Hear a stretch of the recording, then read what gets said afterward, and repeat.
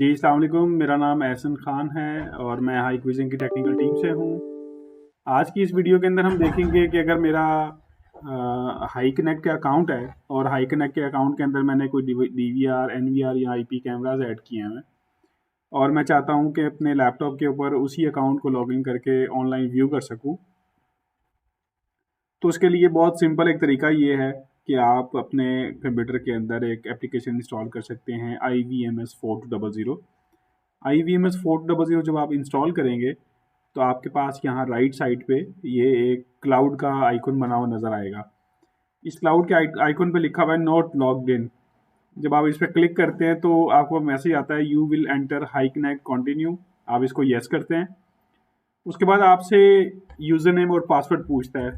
तो जो भी आपने अपना अकाउंट क्रिएट किया हुआ है हाई कनेक्ट के ऊपर, आपने उस अकाउंट के साथ उस ईमेल एड्रेस के साथ यहाँ पे लॉगिन कर लेना है। अगर आपने मोबाइल नंबर के साथ अकाउंट बनाया हुआ है, मोबाइल नंबर से कर लें। अगर आपने ईमेल एड्रेस के साथ बनाया हुआ है तो आप ईमेल के साथ कर सकते हैं और आप इसको लॉगिन करें। जैसे ही आप लॉगिन करेंगे, लॉगिन करने के बाद आपके पास एक नोटिफिकेशन आता है कि आप लॉगिन हो गए हैं। और अगर आप लॉग आउट करेंगे यहाँ सॉफ्टवेयर से तो जो डिवाइस आपको नज़र आ रही है वो भी नज़र आना बंद हो जाएगी। इसका मतलब वो आपको सॉफ्टवेयर के अंदर नज़र नहीं आएगी। तो सिर्फ सॉफ्ट डिवाइस आपको नज़र आएगी लॉगिन करने के ऊपर।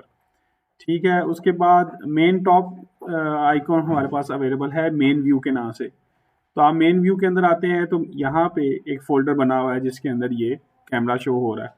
और आप इस कैमरा के ऊपर जब डबल क्लिक करते हैं, फॉर एग्जांपल इस बॉक्स को सिलेक्ट करके हम डबल क्लिक करते हैं, अब ये कैमरा जो हमने अपने हाई कनेक्ट अकाउंट के अंदर ऐड किया हुआ था वो शो हो रहा है, लेकिन उससे पहले वो एक स्ट्रीम की का एक मैसेज दे रहा है।